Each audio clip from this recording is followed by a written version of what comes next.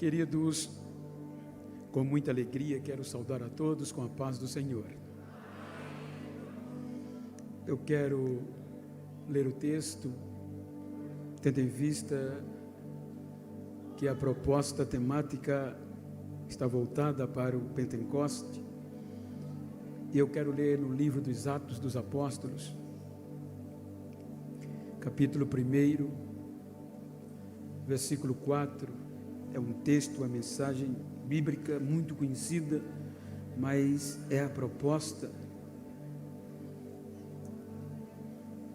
O texto diz o seguinte: e estando com eles, determinou-lhes que não se ausentassem de Jerusalém, mas que esperassem a promessa do Pai, que, disse ele, de mim ouvistes. Amém? Queiram tornar os vossos assentos, aqueles que assim o podem. Enquanto eu quero externar gratidão a Deus pelo privilégio de mais uma vez, mais um ano, poder estar entre vós, tendo uma honra imerecida, quero agradecer ao pastor Josué.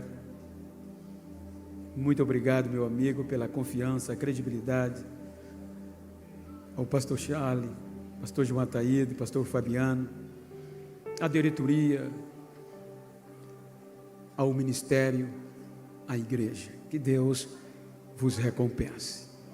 Quero agradecer o cuidado, o carinho, da receptividade para a minha pessoa. Pastor Júnior, João Júnior, sua muito digna esposa, irmã Laís, e ao filho do coração, que assim o tenho, presbítero Ricardo, muito obrigado. Também reverenciando todos os demais pastores aqui presentes. Gostaria de citar nomes, mas quero louvar e reverenciar a cada um de vós, de regiões, cidades adjacentes e as comitivas. Também quero transmitir um beijo, um abraço para minha esposa, irmã Marilza, que em nome dela transmito um abraço, pastora Simone, a todas as irmãs. Estou com saudade já dela. Te amo, meu bem. Queridos, há uma proposta temática e eu quero tomar por base esse texto para falar-lhes do privilégio que nós temos. Quando nós lemos o texto, os irmãos observem que é uma ordem, é uma determinação, não é um pedido, que os discípulos não se ausentassem de Jerusalém. Quando nós analisamos a Bíblia, me permita contextualizá-la, os irmãos hão de convir que quando nós começamos no livro do Gênesis, capítulo 1, versículo 26, a Bíblia diz que Deus criou o ser humano, a sua própria imagem e sua semelhança. O interessante é que há uma reunião, não é uma decisão monocrática. Então a Bíblia diz que façamos. Deus vai criar, por último, um adorador que pudesse representá-lo diante da terra, tendo domínio, o governo da terra. Gênesis 1:26, Arthur, por favor, você vai ver que Deus entrega a este ser o governo, o domínio. Por isso que, se eu fosse dar um tema hoje, seria: a vez é nossa. Diga para quem está ao seu lado: a vez é nossa. Disse Deus: façamos o homem à nossa imagem, conforme a nossa semelhança, e domine ele, olha o domínio, sobre os peixes do mar e sobre as aves do céu. Enfim, Deus entrega o domínio a este ser, só que para ele se relacionar com Deus, precisava algo espiritual, porque ele é carne, mesmo feito, criado para viver eternamente, ele tem limites diferente dos anjos. É por isso que o escritor aos Hebreus, quando vai falar de uma humanidade de Cristo, ele traz à tona Hebreus capítulo 2, versículo 6. Ele diz: em certo lugar alguém testificou: que é o homem para que te lembres dele, ou o filho do homem para que o visites? Um pouco menor que os anjos o criaste, e entregasse a ele todas as obras das tuas mãos.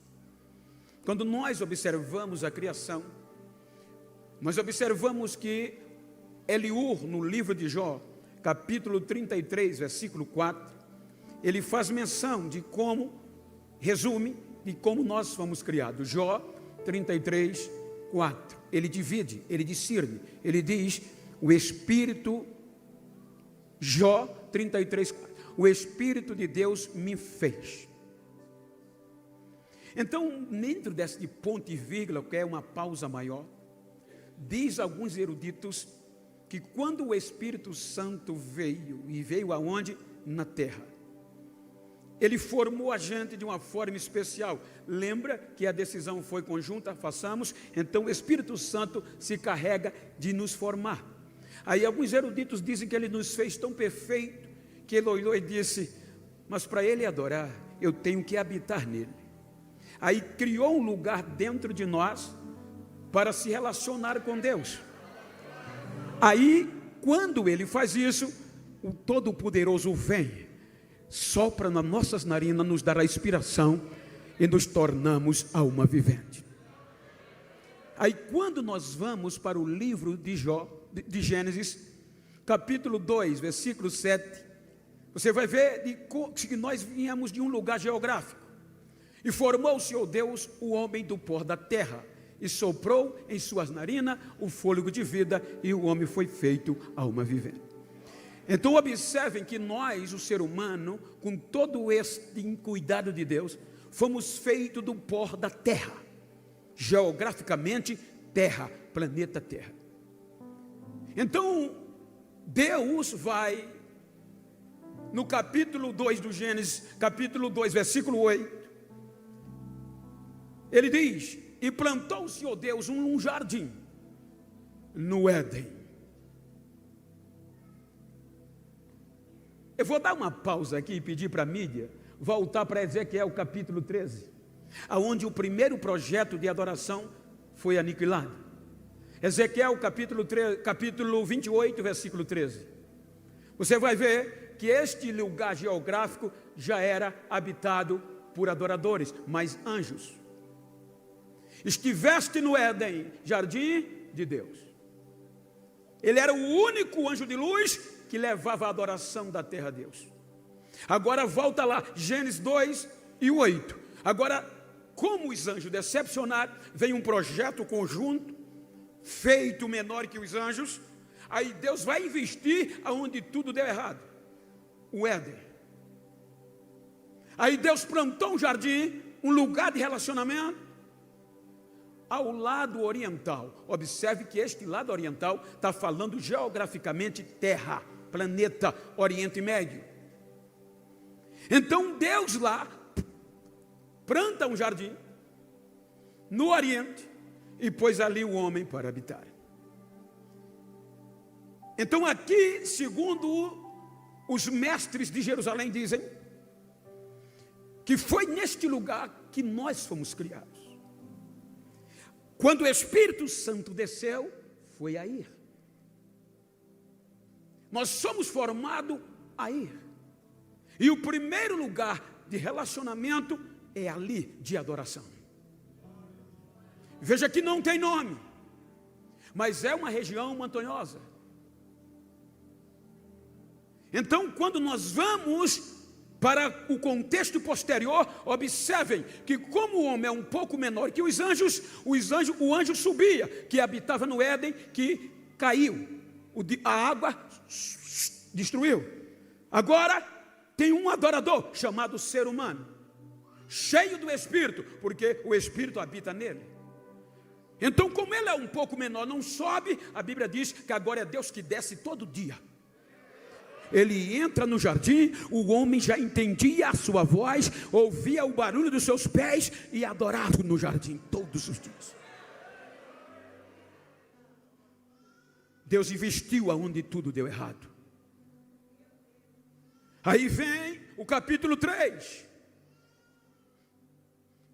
O jardim vai ser deteriorado pelo pecado, porque o homem se ensoberbece e corre em busca do poder de ser igual a Deus. Aí o capítulo 3 diz que há um diálogo entre Eva e Adão. Então já deu errado com os anjos, agora o ser humano vai perder a relação entre Deus e o homem. Então por causa disso o Senhor Deus, lançou o homem fora do Éden, para lavrar a terra que fora criada. Versículo 24 diz: e havendo lançado fora o homem que pôs querubins ao oriente do jardim do Éden, e uma espada inflamada que andava ao redor para guardar o caminho da árvore da vida. Agora já não tem mais adorador. O único lugar geográfico de adoração onde tudo começou deu errado. Deus fecha, não tem mais culto. Então observe que Deus vai suportando. Aí vem o capítulo 6. Aí vem a sentença com a destruição de novo. O dilúvio arrebenta, destrói o Éden, porque as águas cobrem os mais altos montes na face da terra. E Deus diz: vou desistir do ser humano, vou dar fim a ele. Mas aí a graça vem, e ele diz: mas eu não posso desistir, eu vou acreditar neles de novo. 8 almas são salvas, e já não tem mais um lugar chamado Éden. Deu errado de novo. Aí capítulo 8, Deus recomeça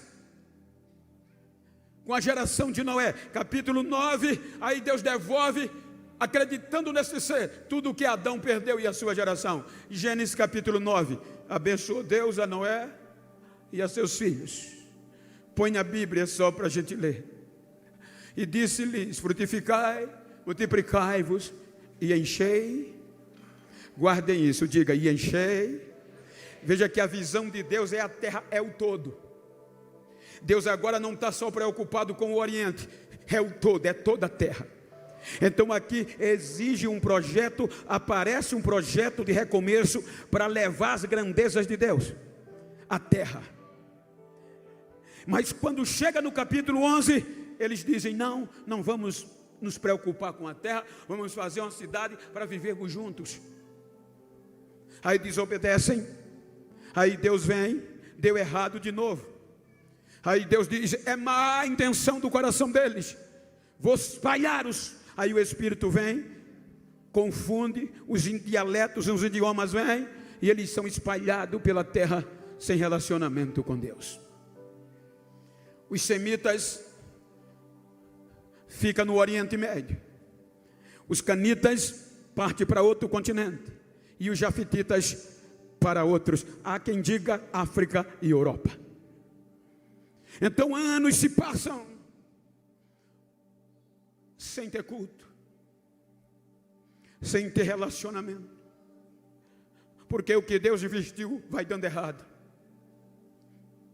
A Bíblia diz que o pecado vai vencendo e destruindo todos os planos que Deus levanta.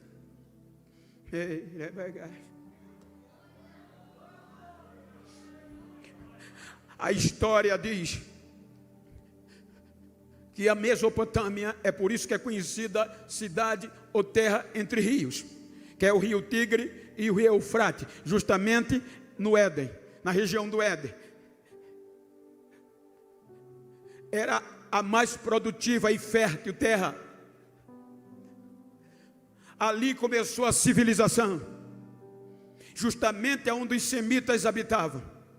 Só que a idolatria tomou conta da Mesopotâmia, porque não havia relacionamento com Deus. E como ser humano, lembre que eu disse que quando foi feito no Gênesis, foi para adorar a Deus, nada mais que isso. Então dentro de nós, seja crente ou não, existe essa sede e esta lacuna. Por isso que nós estamos aqui adorando a Deus, mas pertinho tem gente adorando outra coisa, porque está na criação, está na essência. Então como eles se espalharam e não tinham relacionamento com Deus, vão buscar ao que adorar, e buscam astros, nichos, o pau, o gesso, a ponto que a história diz que a idolatria se tornou o meio mais lucrativo, mais rentável. Nós estamos em Goiás, e Goiás é um dos estados mais ricos do Brasil.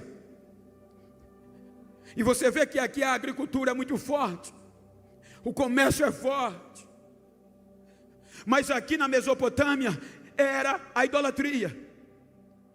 Quem tinha um comércio de idolatria tinha um futuro garantido. É aqui que a Bíblia diz que não havia relacionamento com Deus. Mas Deus queria ser adorado, criou o homem para isso, o ser humano. Aí Deus quebra o protocolo. Por quê? Porque diz a história, e é cultural, que passava de pai para filho. Naor gerou um comércio promissor de idolatria, e ele tem um filho chamado Terá. Naor morre e Terá assume o comércio da idolatria, futuro garantido. E Terá gera 2 filhos, Abrão e Naor.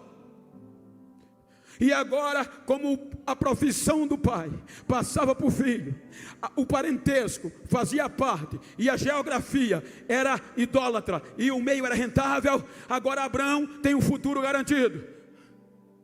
Era Terá morrer e ele assumir a idolatria. Mas Deus queria ser adorado. Aí Deus quebra o protocolo, vai na Mesopotâmia e vai criar um projeto de adoração original. Deu errado até aqui, mas agora vai dar certo. Aí vem o capítulo 12, aí ele já vem com 3 desafios para Abraão, que tinha um futuro promissor, tinha um comércio produtivo, tinha rentabilidade diária. Aí Deus vem com uma proposta para fazer dele um grande projeto. Gênesis capítulo 12, veja que começa com os 3 desafios. Primeiro, ora, o Senhor disse a Abraão: sai de onde? Segundo, sai. E terceiro, se eu deixar você aí, não vai dar certo. Se eu deixar você aí, os seus parentes vão continuar com você na idolatria. Vou tirar você da casa do seu pai e vou levar você para uma terra que eu vou mostrar onde é. E eu vou fazer de você um projeto original, que eu vou dizer que é meu. Menina dos meus olhos. Abraão acredita.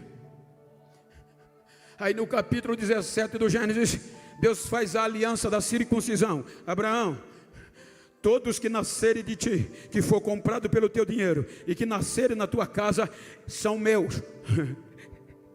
Os primogênitos são meus. Só esses vão ter direito.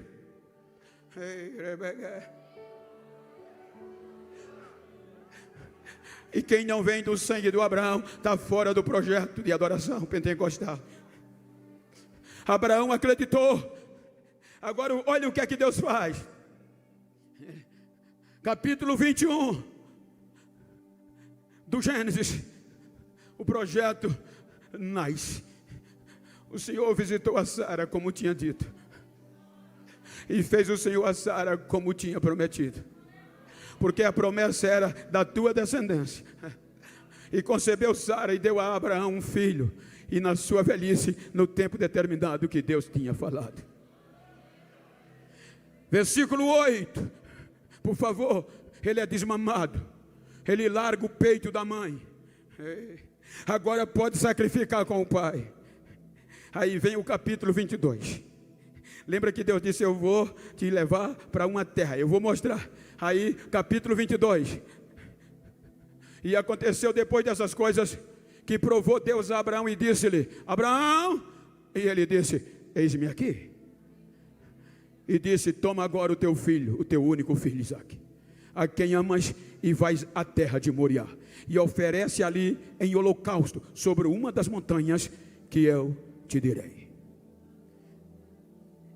É aqui que os judeus dizem que foi aonde a gente foi criado e deu errado. Essa região que Abraão vai levar é a região Moriá, justamente a região montanhosa. Aí Deus disse: eu vou escolher um dos montes aonde o ser humano foi formado, onde tudo começou. Aí Deus vai recomeçar lá de novo. deu errado, vou recomeçar. Quando Abraão chega em Moriá, avista uma das montanhas. Quando ele vai sacrificar Isaac, que vai matar, veja que o anjo brada: Abraão, não faça tal coisa, porque ali foi aonde a vida começou, e a morte não tem lugar. Ali é o lugar de adoração, em cima do monte. Aí aparece um carneiro, ele sacrifica. Aí vai peregrinar. Aí vem o Gênesis 46, 26 e 27. Da descendência dele, você já vai ver no resumo, 70 almas. Versículo 26, 66. Versículo 27, fecha com 70. 70 almas. Anos se passam no Egito. 430 anos. Aí o projeto de adoração original já vai para mais de 3 milhões de pessoas.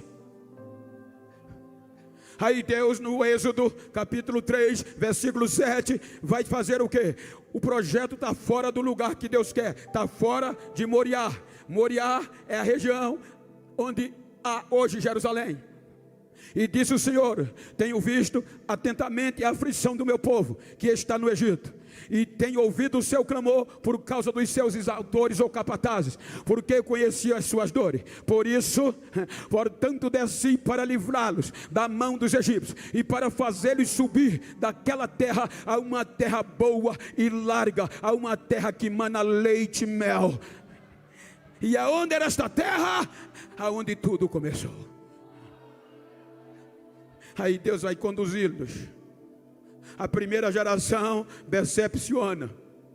Aí vem o Salmo 95, verso 10. Não reconheceram o direito que eles tinham.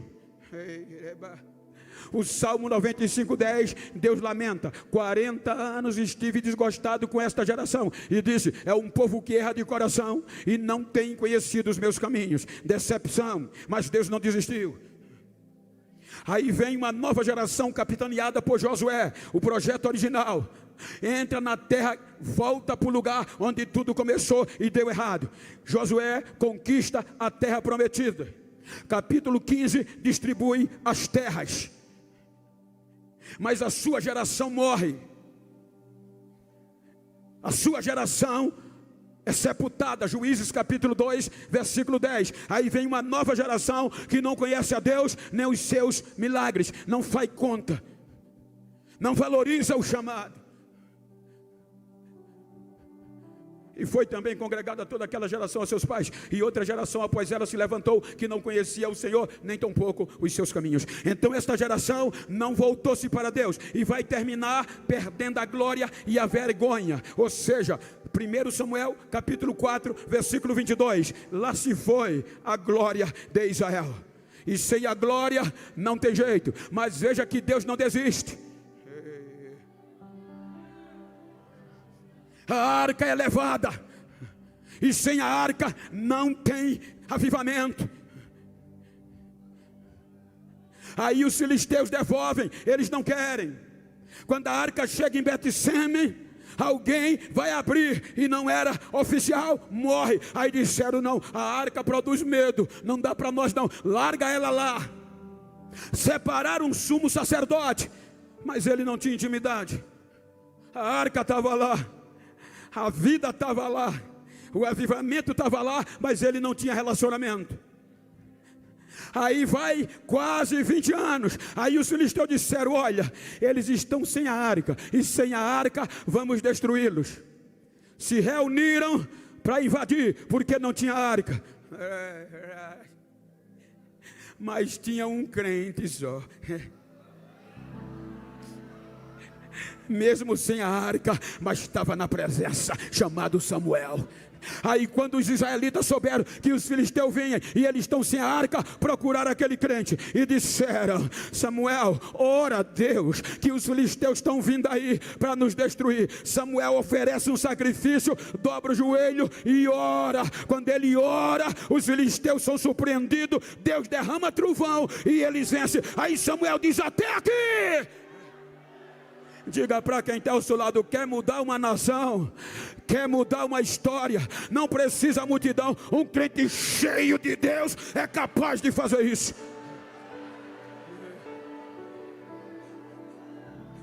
Aí Deus pega Samuel e não desiste do projeto. Levanta a geração de Davi. E Davi vai buscar a arca de volta. Organiza os cultos. Capítulo 5 de 2 Samuel. Ele é rei sobre todo Israel. Aí ele vai buscar a arca. Daí para frente organiza o culto. Mas tinha um desejo: conquistar Jebus. O nome Jebus é paz. E Jebus é Jerusalém no original. E Jerusalém é a região montanhosa. E em Jerusalém tem um monte chamado Sião, onde tudo começou. Veja como Deus vai levando as coisas para onde tudo. Ele investe no mesmo lugar. Aí a Bíblia diz no capítulo 5 de 2 Samuel, versículo 6, que Davi entra, conquista Jerusalém, fortalece os soldados e agora toma Jebus dos jebuseus. Chega no monte, no pé do monte, ele estabelece cidade de Davi. Aí diz: Senhor, deixa eu construir uma casa para ti. Eu moro num palácio e a tua presença está num... Não, você não, mas depois de ti o teu filho vai fazer. Aí vem 2 Crônicas, Davi morre, 2 Crônicas vem, capítulo 3, o que é que está escrito? Leia por favor, 2 Crônicas capítulo 3, Davi morreu, Salomão vem. O que é que está escrito?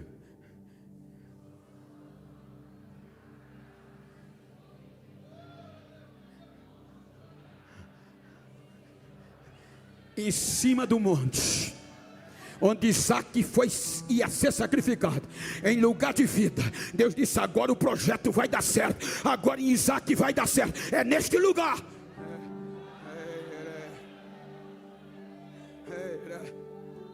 Aí Deus disse: agora vai dar certo. Ficou tão alegre que, segundo as crônicas, ele disse que neste lugar ele vai morar. E que ele disse que este povo, esse projeto de avivamento original, de adoração, é capaz de mudar um decreto que ele determinou. A inauguração vem. Segundo as crônicas, capítulo 7, versículo 12 por diante. O que é que está escrito? Põe aí, leiam comigo, 1, 2, 3. Isso foi na inauguração. Ouvi e escolhi para mim, para casa, versículo 13, se eu e não houver chuva que consuma uma terra, versículo 14, mas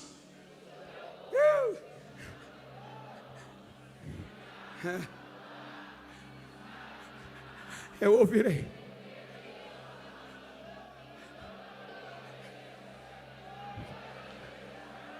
Versículo 15, agora estarão abertos os meus olhos e atentos os meus ouvidos à oração que seja feita neste lugar. 16, porque agora escolhi e santifiquei esta casa para que o meu nome esteja nela perpetualmente e nela.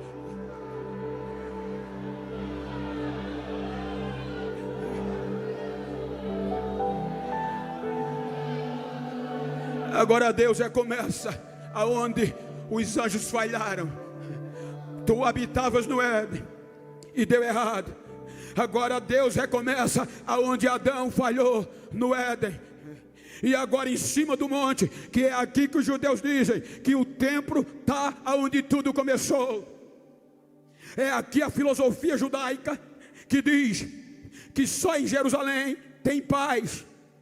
Porque foi aqui que tudo começou, que o mundo existiu e que nós somos formados. Por isso que eles dizem: quanto mais longe de Jerusalém você mora, você não tem direito às alianças, não tem direito às promessas, não tem direito o que Deus vai fazer.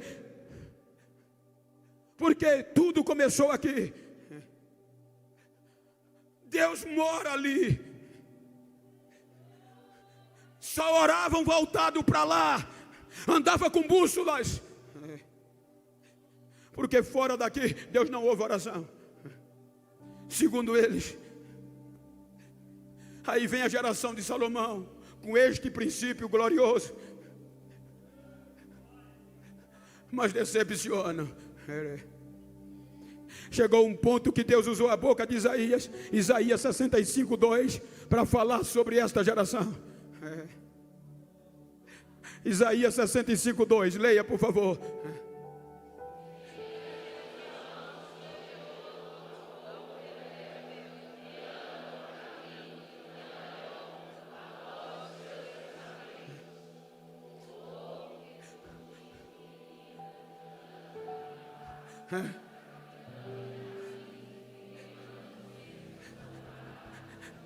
Deus entristeceu com este povo. Aí a casa de Deus vai ser destruída. Jeremias 52:13. Nabuzaradã entra, queima a morada de Deus e destrói Jerusalém. Deu errado de novo.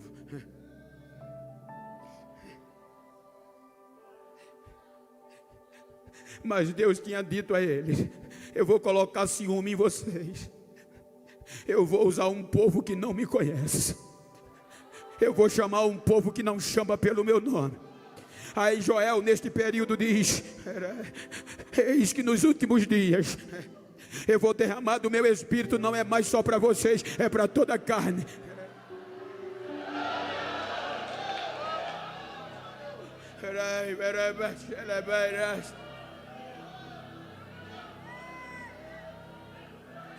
"70 anos sem culto, e o projeto escravo pelos caldeus. 70 anos sem louvor, sem adoração. Aí Deus quer ser adorado e vai investir de novo. Eu sei que aqui tem empreendedores, investidores. Por exemplo, se eu investir muita coisa, muito dinheiro em Goiânia, e no primeiro ano deu errado, segundo ano eu tento, deu errado, terceiro ano eu tento, deu errado, eu não invisto mais. Eu vou procurar outro lugar. Vai dando errado desde os anjos, de Adão, de Noé, e agora deu errado. Aí 70 anos, aí Deus vai buscá-los. E pasmem, sabe para onde Deus vai levá-los? Para onde tudo deu errado. Voltar para Jerusalém. Traz eles de volta. Pede para eles fazer um culto. Quando eles vão adorar, que Deus queria ouvir o louvor e a adoração. Aí fizeram um altar em cima do entulho, a igreja sem parede. Quando os crentes mais velhos viram que o culto ia ser feito sem a glória do templo, eles lembraram dos cultos no templo de Salomão e começaram a chorar. Mas uma geração nova, que não teve o privilégio de ver o templo de pé, que nasceu no cativeiro, só vendo o altar em cima do entulho, em vez de chorar, começaram a adorar e cantar louvores. E a Bíblia diz que o barulho dos louvores suprimiu o barulho do choro, e Deus ouviu os louvores, e a glória de Deus desce no meio do monturo, e o Deus renova o seu povo. Recomecem, que a glória da segunda casa vai ser maior que a da primeira. Recomeçaram, mas a decepção vem. Malaquias, o último livro literário do Velho Testamento. Deus lamenta. Malaquias 1:10. O templo de Zorobabel estava lá, mas o culto era uma vergonha. Aí Deus disse, na nossa linguagem: como eu queria que também alguém entre vocês fechasse as portas da igreja e não acendesse em vão o fogo no meu altar. Eu não tenho prazer em vós, diz o Senhor dos Exércitos, nem aceitarei as ofertas das vossas mãos. Aí Deus diz: vou me calar, já investi muito e deu errado. Aí vem o helenismo grego, porque até aqui eles ainda adoravam os medos e persas, dava direito de culto. Mas aí vem o império grego macedônio e tira esse direito. Vem o helenismo por meio de Antíoco Epifânio, da dinastia Seleucida. Aí depois, 27 anos de Cristo, vem os romanos, já tomando conta de toda a Ásia, de toda a Europa e da Palestina. Aí agora, neste período de 30 a 33, nomearam Herodes, o senado do romano nomeou Herodes rei da Judéia, terra da adoração. Herodes não foi bem aceito. Aí ele tem uma ideia: vou reformar o templo dos judeus para ganhar popularidade. E ele faz um templo melhor de passagem do que o de Salomão, com mais beleza e mais espaço. Era hora de voltarem. E aonde é que ele faz? Em cima do monte Sião, aonde tudo começou. Ele reformou o que estava feito. Agora era hora de expandir a adoração.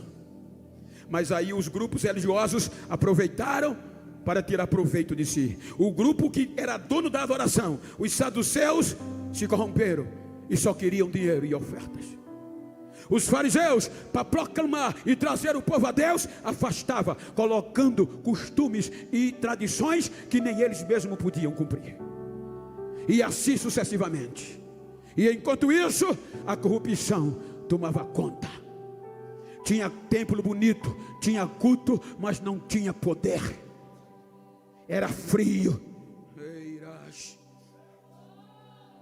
Mas eu acho lindo que sempre tem uma geração remanescente no meio desse marasmo. Lembra que eu disse que não depende de multidões? Lucas capítulo 2, versículo 25 relata isso, que neste período de frieza e de falta de esperança, Lucas 2, 25 está escrito: havia o que? Leiam. Cujo nome, para aí, tem ponto e vírgula. Está dizendo que ele usava gravata? Está dizendo que ele era sacerdote? Está dizendo que ele era crente? E este homem, esperando, era sobre ele, versículo 26, e fora ali, que ele não morreria. Ele ainda esperava, estava orando. Aí Lucas capítulo 1, versículo 30 a 33, aí Deus resolve quebrar o silêncio. Vai no interior, numa cidade da Galileia chamada Nazaré, por meio do anjo Gabriel. Lucas 1, 30. Aí ele vai dar salve, salve agraciada. Aí Maria tem medo. Aí ele diz: Maria, tenha medo não, porque tu achaste graça diante de Deus. Pode ir passando. E eis que no teu ventre conceberás e darás à luz um filho, e chamarás o seu nome Jesus. E este será grande, será chamado Filho do Altíssimo, e o Senhor Deus lhe dará o trono de Davi seu pai, e o seu reino, ele vai reinar eternamente na casa de Jacó, e o seu reino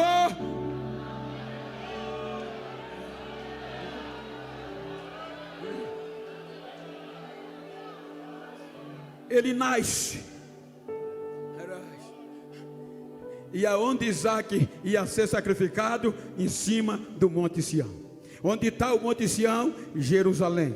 O que está em cima do monte? O templo, onde tudo começou e deu errado. Aí Lucas diz que 8 dias circuncisão, para cumprir a originalidade da descendência de Abraão. Capítulo 1 de Mateus, versículo 1, genealogia de Jesus Cristo, filho de Davi, filho de Abraão. Então ele está no contexto e tem que ser circuncidado. 33 dias depois, Maria purifica-se do parto.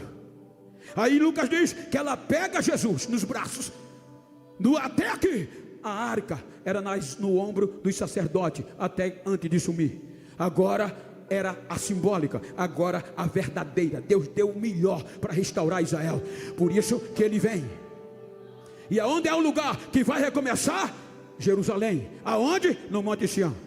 Aí Lucas diz que Maria pega ele e José e vão para Jerusalém. Para onde? Para o templo. O lugar dele é lá. Quando eles vão levá-lo, aí o Espírito vai na casa do crente Simeão e diz: vai para o culto hoje. Vai ter novidade lá.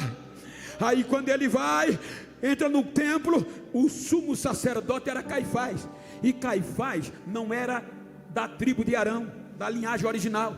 Era um jogo político entre Roma e a Judéia, de Quirino e Anás. Colocaram ele. Aí ele não entendia nada disso aqui, só tinha o cargo, mas não tinha espiritualidade. Jesus entra, ele não está nem aí, mas Simeão e Ana estavam no templo. Quando ele viu, disse: não é possível. Ele quebrou o protocolo, correu no templo, pegou o menino, levantou e começou a gritar: Senhor, agora eu posso morrer, os meus olhos já viram a tua salvação, a glória de Israel e uma luz para o gentio. E Ana, 84 anos, começou a profetizar.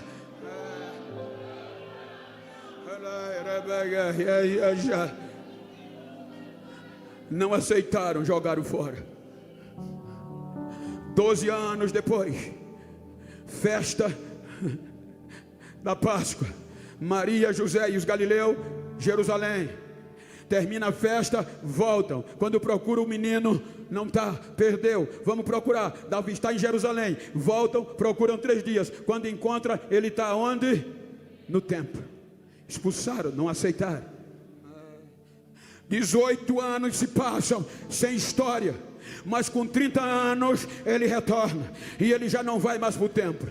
A corrupção estava lá. O sumo sacerdote que identificava quem era não estava lá, estava no Rio Jordão. João Batista, filho de Zacarias, filho de Zacarias, da linhagem de Arão, do 8º turno de Abias. Só ele para identificar, era o que sobrava. Aí ele não vem para o templo, vai para o Jordão. Observe que quando João estava ocupado batizando, que viu, não precisou ele apresentar credencial nem carta de recomendação. Quando João vê, já começa a parar e dizer: pá, atenção, atenção, o que é que houve, João? É ele que eu tenho falado. Quem é ele? É o Cordeiro de Deus que tira.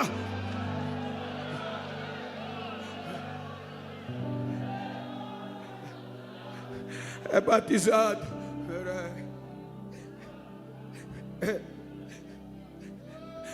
E vai pregar a reconciliação de Israel. Mas João capítulo 1 versículo 11 diz que ele veio para o que era seu, e os seus não receberam, rejeitaram.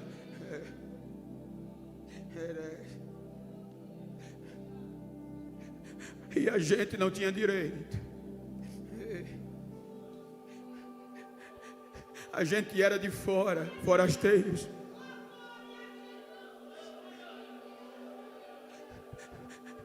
Paulo diz que a gente era escravos. E como escravos, o escravo não tem direito à herança. O escravo não tem direito legal. O relacionamento do escravo com o seu senhor é por ordem e medo. Quando os judeus rejeitaram, aí Mateus lamenta. Mateus 1,17, ele diz que Deus investiu em 42 gerações, de Abraão a Davi 14, de Davi o cativeiro 14, de cativeiro até aqui mais 14, e deu errado. Tudo ali deu errado. Aí Deus olha para nós. Por isso que quando você lê Romanos, Romanos, você vai ver o que eu estou dizendo. Paulo está escrevendo para gentios, escravos, forasteiros. Romanos 8 e 15. Veja que ele diz que nós, os gentios, não recebemos um espírito de escravidão, porque o escravo não tem direito de filho, mesmo morando na casa, não é parte da família.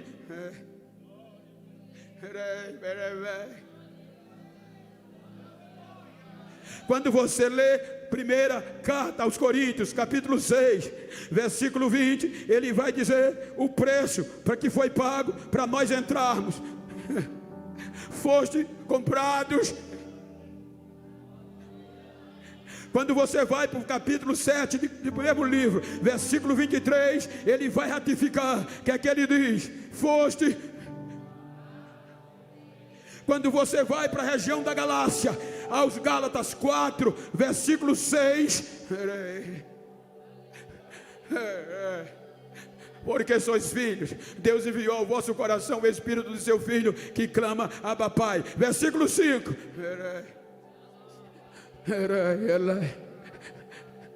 Ele nos enviou para resgatar como adoção. Versículo 7.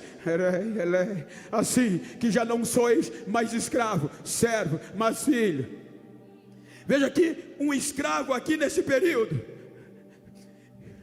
Roma dominava, e aonde Roma dominava, diz a história que 30% a 40% era de escravo. Roma, 50% da população era escrava, e o preço do escravo era 500 denários. 500 dias de trabalho. Se ele fosse bruto, se ele fosse jovem e talentoso, ia para 2.000. Se ele já fosse formado, o preço de um escravo literal ia para 10.000 denários. Traduzindo hoje, dá em torno de 27 mil reais o escravo bruto. Então, quando Israel rejeitou o projeto original, fracassou, aí Deus disse: cumpri o que Joel falou, eu vou usar os escravos.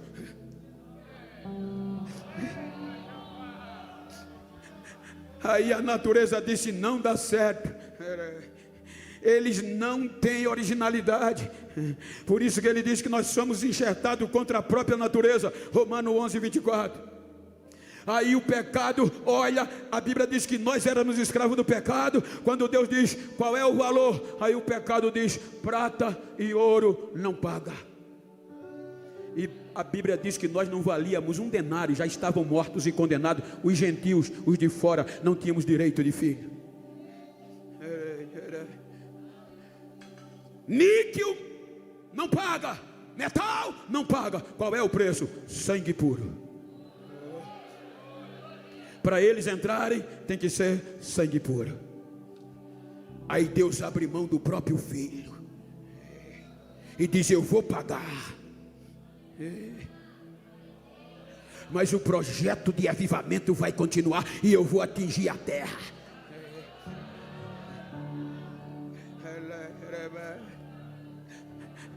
Ele vai pregar para os seus discípulos 12, e é rejeitado.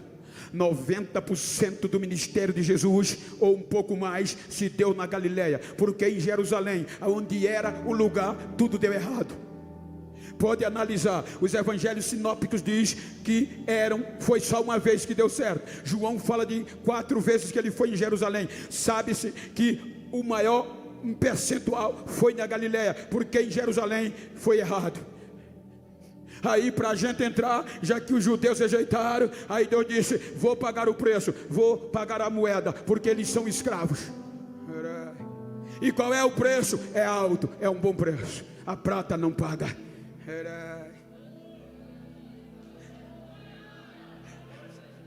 Aí vai consultar os judeus. Aí Jesus começou a olhar para os escravos. Aí os judeus ficaram com raiva, porque Jesus olhou para nós. Romanos 11, 28. Veja que por causa da pregação de Jesus aos gentios, que é que Paulo diz assim, que quanto ao evangelho, os judeus são inimigos por causa de nós, os gentios. Eu não estou nem aí, pode ficar com raiva, mas que eu entrei. Aí ele olha para o discípulo e diz: vamos a Jerusalém. Mas Senhor, não deu certo lá. Toda a tua ida deu errada, e querem te matar. Vamos para lá. Quando chega em Jerusalém, é preso, condenado injustamente, massacrado, triturado,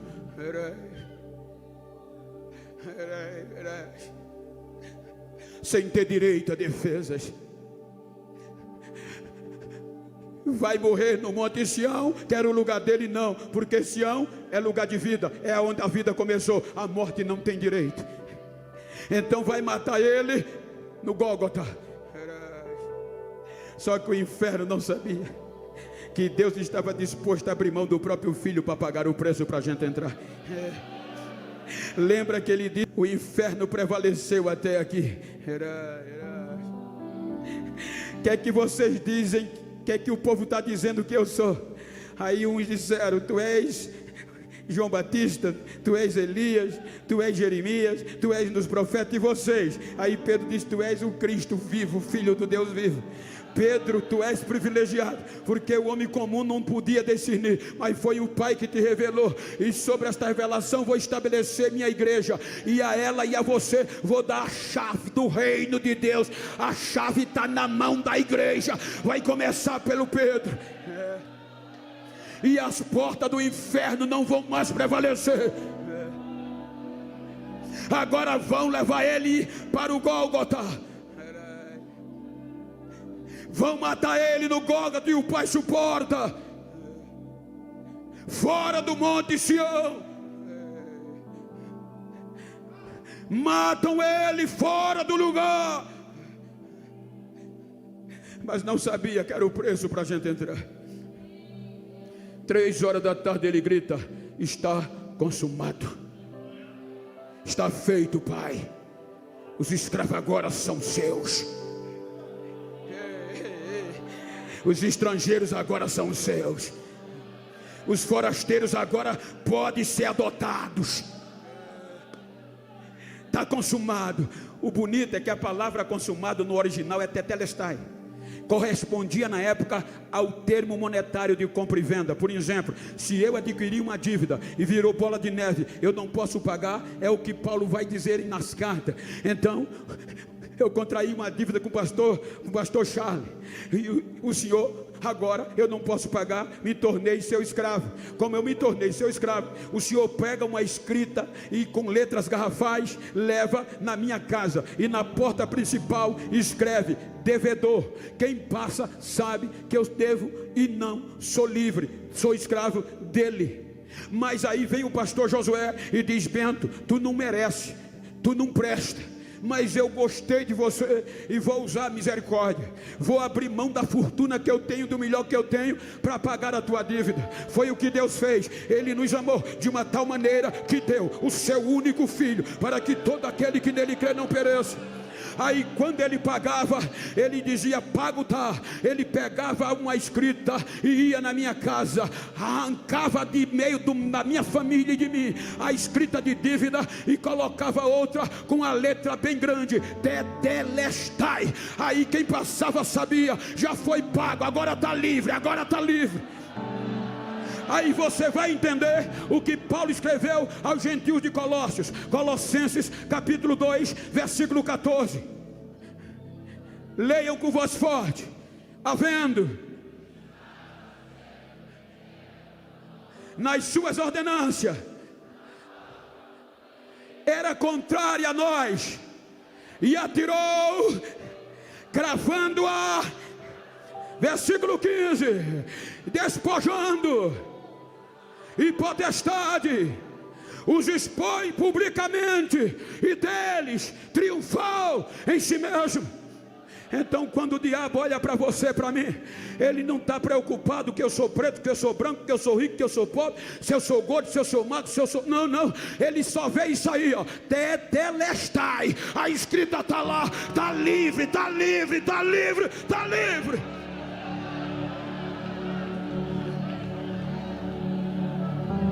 Ressuscita terceiro dia. Reúne a igreja.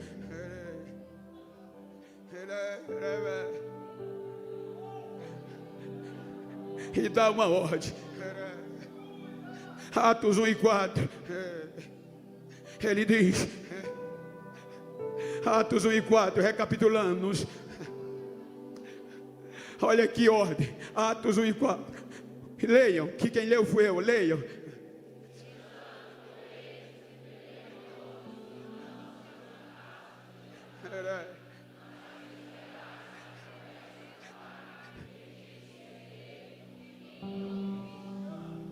Como recomeçar onde tudo deu errado? O discípulo podia dizer: Senhor, aqui nada deu certo, a gente vai ficar fazendo o que aqui? Agora vai dar certo. Tudo ali deu errado. Fiquem aqui. Versículo 8. Leiam, por favor. Mas que há de vir e ser-me-ei. Segura aí. Vai começar por onde? Onde tudo e depois e até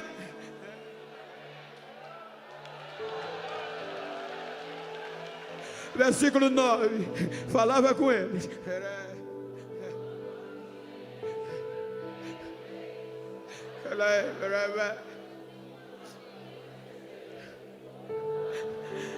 Chega diante do Pai.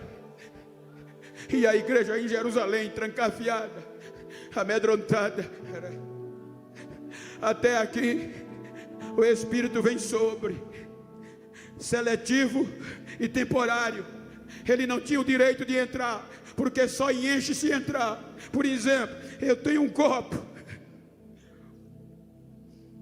Para eu enchê-lo, tenho que colocar água dentro. Se a água ficar sobre, ele não enche. Aí ele chega diante do Pai, é condecorado, senta na direita do Pai. E aí eu conjecturo. Ele diz: Pai, eu prometi à minha igreja que o Senhor ia dar a ela o que Adão perdeu. Lembra que eu disse que os eruditos dizem que o Espírito Santo habitava dentro de Adão para relacionar ele com Deus, e ele ficou nu, perdeu. Por isso que a palavra revestir é um prefixo, só se reveste quem ficou nu por algum motivo e precisa vestir-se de novo. Ele diz: reveste a minha igreja com o teu Espírito. E agora eu não quero ele sobre, eu quero ele dentro. Ai, como era.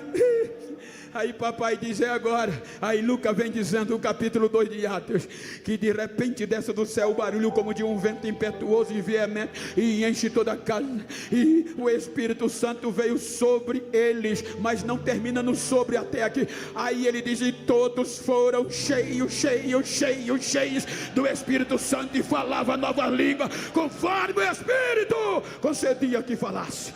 Quem foi cheio? Quem foi cheio? Quem foi cheio? Quem foi cheio? Quem é cheio?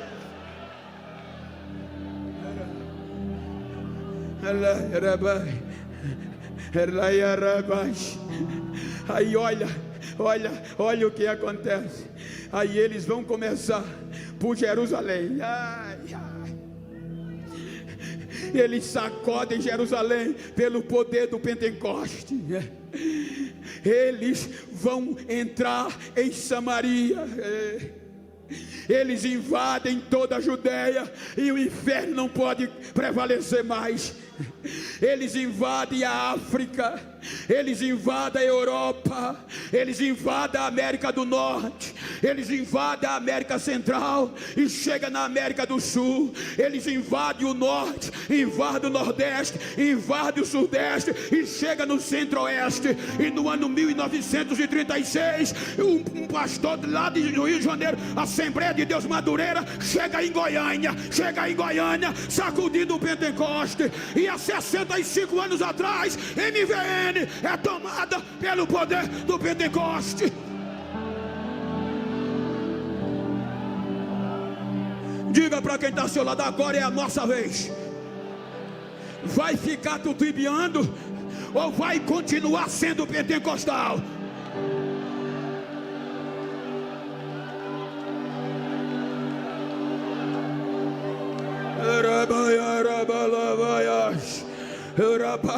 Um certo doutor me procurou e disse: Bento, tu está dando mau exemplo, tu está caindo no púlpito, tu está rodando num pé só. A nova geração, Bento, não pode ter mais isso, só foi para a igreja primitiva. Ora, vai estudar o coach, vai ensinar psicologia, autoajuda, que é o que a igreja está precisando. Esse negócio de Pentecoste, de Bíblia, ficou para trás. Prega outra coisa. Eu digo: prega o que você quiser, eu vou continuar pregando Bíblia, Pentecoste, avivamento, porque ainda tem uma geração pentecostal. Deixa eu ouvir o barulho da geração pentecostal.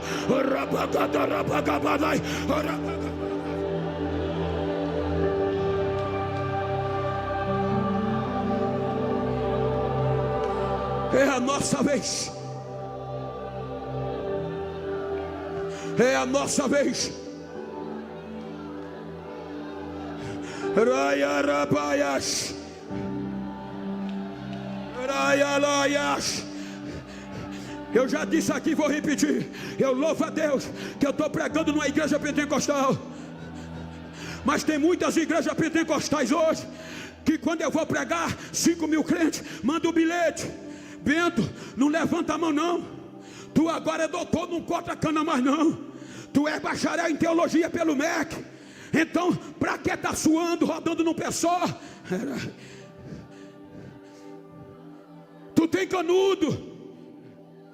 Quando me entregaram a minha formação, o reitor olhou e disse: você pula, né? Você roda, né? Roda e pula. Agora o canudo, você não pode fazer isso. Tem que ter ética. Não pode sair da extremidade do púlpito. Não pode levantar a mão. Tem que pregar como megafone ao médico. Eu lembro do tempo que começava pelo altar. Pastor pulava, saltava e a igreja pegava fogo. Hoje parece que tem gesso no altar, mas a igreja ainda continua pentecostal pegando fogo. Então deixa eu ver se a igreja é pentecostal. Deixa eu ver.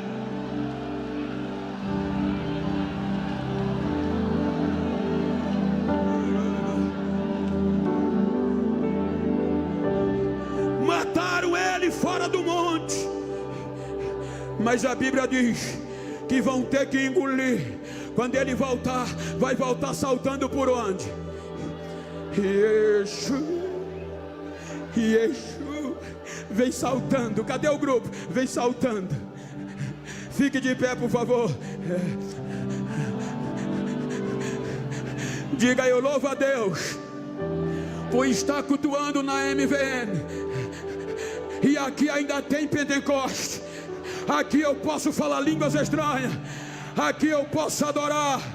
Porque deu certo. Deus investiu aonde deu errado e deu certo. Olha a igreja aqui, há quase 2.000 anos ou um pouco mais, o Pentecoste continua viva. Então vira para quem está ao teu lado aí. Me ajuda aqui, meu companheiro, me ajuda aqui. Me permita, meu presidente. Eu não sei, não me tome por menino, mas eu sou pentecostal. Me dizem: Bento, tu chegou enquanto qualquer pregador pode chegar. Tem igreja que o pastor diz: Bento, só precisa você estar, precisa nem pregar. Viajo 3 vezes e 2 a 3 vezes para fora do país. Para que tá mais suando camisa? Eu digo: agora é que eu pulo, é que eu suo, porque eu sou pentecostal, está na essência. Então vira para esse crente íntimo ou do mesmo sexo que está perto de você. Olha no olho dele assim, ó. É a semana pentecostal, se você pode. Se for íntimo ou do mesmo sexo, e diga: ó, pentecostal, quero nem saber como começou a semana, quero saber como vai sair. Diga: vou sair pipocando, vou sair pegando fogo. Não vou depender de ninguém. Eu vou te incendiar. Diga quem não acreditava que eu estou voltando cheio. Estou voltando cheio de Deus. Abraça Ele, incendeia Ele, incendeia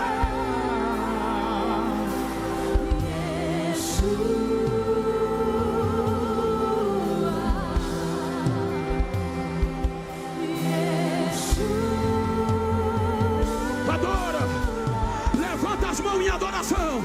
Vai, Espírito Santo, vai batizando aí, adora, Espírito Santo. Vai recebendo vigor, vai recebendo avivamento, vai recebendo força na galeria, na nave.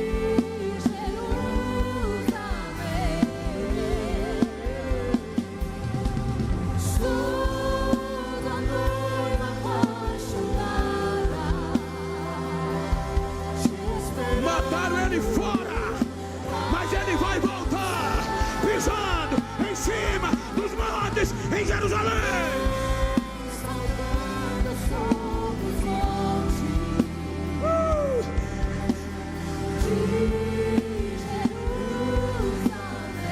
Vai batizando, Jesus, enquanto a tua igreja adora. O pastor me permitiu Se você quer vir aqui para orar conosco, venha, saia do seu lugar. Vamos fazer esse fogo descer. Vamos provocar. Fecha o corredor, fecha o corredor.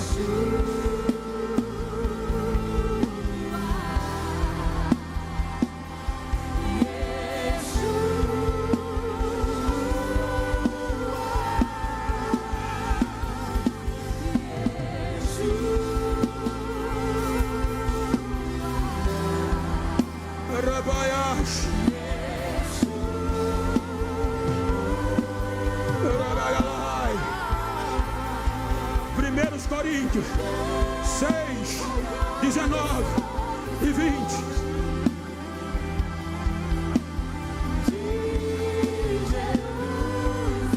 Não sabem vós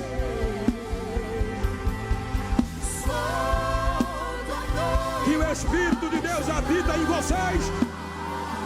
Agora é dentro. Ele não é turista, ele não é hóspede, é proprietário. É proprietário, então adora. Quem tem línguas estranhas fala. Quem não tem, seja batizado agora. Seja batizado agora. Seja batizado agora. Se você está enfermo, seja curado agora. O Pentecoste faz isso. O Pentecoste faz isso. Quem quer pular, pula. Quem quer correr, corre. Nós estamos na igreja pentecostal. Na galeria. Vai incendiando. Vai incendiando quem está ao teu lado. Eu vou incendiar aqui. Eu vou te incendiar pelo poder do Pentecoste. Incendeia quem está ao teu lado.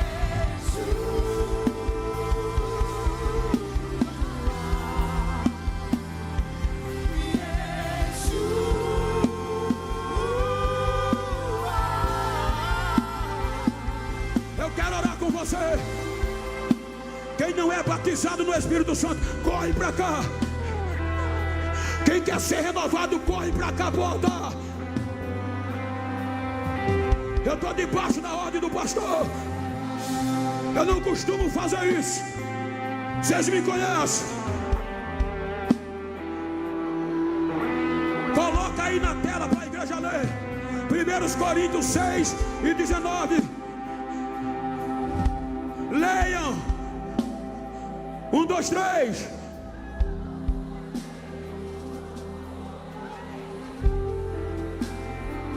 Ele habita em vós. E ele vem de Deus. E nós não somos de nós mesmos. Então olha para esse crente que está ao teu lado e diga a ele: eu sozinho, cheio desse Espírito, que não é hóspede, não é turista, mas é proprietário. Eu já incendeio vidas, já faço raiva o inferno. Imagina eu e você junto aqui. Vamos fazer o Pentecoste valer. Eu não sou mais escravo do meio. Eu sou filho de Deus. O preço foi alto. Eu não sou mais escravo. Agora somos filhos. E os filhos têm direito. Legais. Filho tem direito à herança. Filho tem direito a gozar dos privilégios do Pai. Então entra. Para os judeus tinha véu, para a gente não tem mais véu. Agora é livre. Então entra lá atrás, na galeria. Recebe esta pedra que está queimando aqui agora. Batiza Jesus. Vai recebendo, vai adorando, vai recebendo, vai. Recebe dom de profecia, recebe dom de revelação. É a igreja pentecostal. Recebe batismo, vai, solta línguas estranhas agora. Perfeito amor que me alcançou. Sou resgatou e agora posso cantar. Eu sou filho de Deus. Deixa eu ver o barulho dos filhos. Adora. Você agora tem direito ao que os judeus têm.